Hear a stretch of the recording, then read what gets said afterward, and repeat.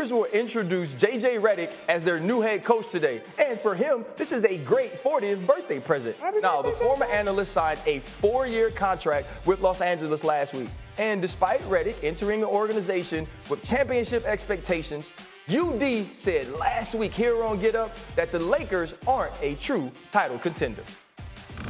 You got your coach, but what about the roster? I mean, I don't think the Lakers have a championship roster. I mean, JJ could draw up the annexation of Puerto Rico. It doesn't matter what he puts out there. They do not have a championship roster. I think he's going to do a hell of a job, but it's going to take time to build that trust and build that brotherhood in that locker room. First off, UD, he gonna stop disrespecting Rick Moranis and Icebox, right? The annexation of Puerto Rico is how we won the whole dang thing. So we're gonna respect what they were able to do. But Legs, what's going to be JJ Redick's biggest challenge with the Lakers? Well, look, aside from the obvious, which is a young first-time head coach, being able to walk that line between having command but also understanding the deference that you have to have in coaching at the NBA level. So that's just something he's going to have to learn over time. But for me, it's meeting unrealistic expectations.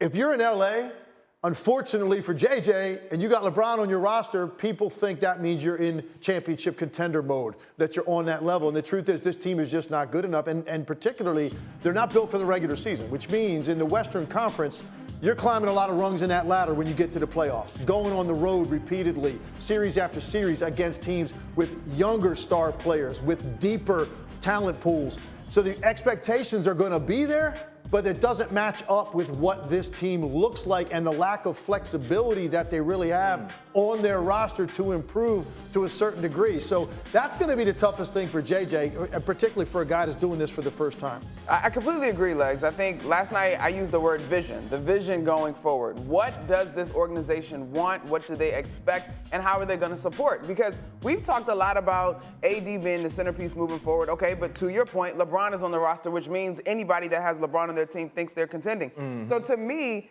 it is good. Roster construction is in there, right, in terms of the available pieces to achieve whatever the goal is going to be. But ultimately, everybody has to get on the same page, not just in the locker room, but up in the front office as well. Well, you're talking about the same page. Wendy, coaching and star player is not a podcast, although we've seen JJ and LeBron work well there. Is this a good dynamic for the Lakers between JJ and Bron?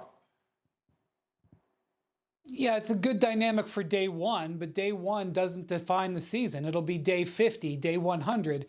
And I think JJ is truly excited about this job. I think he's truly excited about what he can do tactically to get more out of this team. I think he saw areas where the Lakers could do different maneuvers that could boost their efficiency, and I think he'll plan to do that. But where I think the Lakers have a big challenge and where JJ is really going to have to do his best work is on the defensive end of the floor. That's not where people focus, but for the Lakers, that's exactly where their seasons have been defined.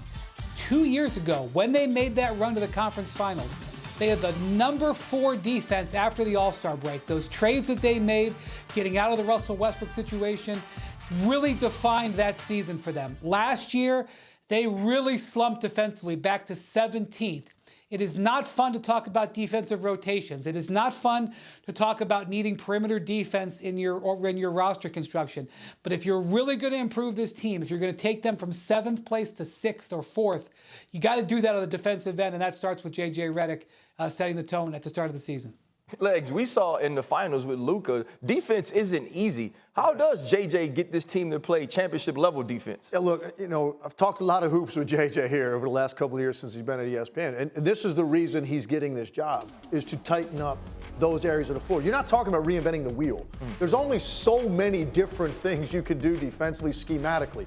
But what you can do is pay more attention to the details that really matter. That is where JJ excels, and his communication skills and being able to make guys understand that in a way that they can implement it. That's what this is all about. That's why JJ Redick is there. I think this dynamic of LeBron, JJ, are people going to wonder whose team it is? With JJ in the locker room and LeBron, and did the podcast. Is there going to be enough respect there? I look at LeBron James' career. You want me to start listing all the guys that have been a head coach for LeBron James? It was the same conversation with every single one of those coaches. So this is nothing new. This is not unique to JJ, that he's going to hear this sort of conversation like, who's really pulling the strings behind the scene? That's always going on with LeBron, with the exception of one guy, Eric Spoelstra. And even that started out 8 and 9 with people wondering, was this too big for Eric Spoelstra? Even that situation, there were some questions going in. Now, fortunately, he had Pat Riley there. He had Dwayne Wade there to tell LeBron, no, this dude is the guy.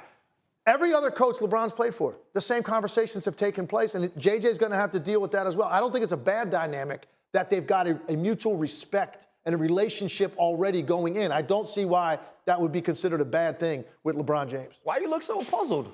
Two things. I agree with Legs, and I think the JJ podcast, LeBron podcast, is overblown, right? At least it's on Front Street, right? We all know that if LeBron said, the coach is gone. So at least this relationship is on Front Street coming in. So I agree with you in it being overblown. But as you talk about the details and the margins and the adjustments that need to be made defensively, I'm struggling separating the face, RC, is because I'm struggling separating the personnel from the ability to do that. And so we're going to go into free agency here. We're going to go into this offseason, and the Lakers are going to need to get it right. And the players that they're looking for, to Wendy's point, guys that can guard on the perimeter, two-way type of guys, the entire league is looking for. And I just don't know that the Lakers, the glitter and the gold of the purple and gold, is as bright as it once was in order to really set JJ up to be successful. Now, if they say, give us another season like AD just had. Yeah. Let's see AD continuing to grow as a centerpiece. Let's get Jared Vanderbilt healthy, and let's see improvement in this defense. And again, the vision becomes realistic, then cool, if everybody agrees that it's success. Lakers improving this roster. Well, a big part of what the Lakers will say is that they had two players that basically missed almost all of last season that are big parts of their core, which would be Gabe Vincent, the guy that they signed from the Miami Heat last year, and as Monica just mentioned, Jared Vanderbilt, who is definitely regarded as one of their best perimeter defenders. So having those guys back healthy boosts the roster. But one of the big questions they've got is what happens with D'Angelo Russell. He has an option in his contract that he's got to decide on by the end of this week. It's for about $18 million for next season. If he opts out of that contract, the Lakers are going to have a very difficult time replacing him. Would be under some significant pressure to re-sign him because he did average 18 points and shot 40% from three last year. If he opts into his contract, it's one of those things where is there value there in trade? Could they maybe make a trade with some future draft picks, including his contract, that can upgrade their roster? But as you guys have said, finding two-way wing players is a big challenge. And there are some free agents that are out there that could help them, but the Lakers are hamstrung in signing free agents unless it's in a sign and trade. So they're going to have to probably improve around the margins. I don't see a significant trade coming down the pike with them. And they've also got to get LeBron James re-signed if he opts out as expected later in this week. And LeBron may want to see what those types of moves are before committing to a new deal.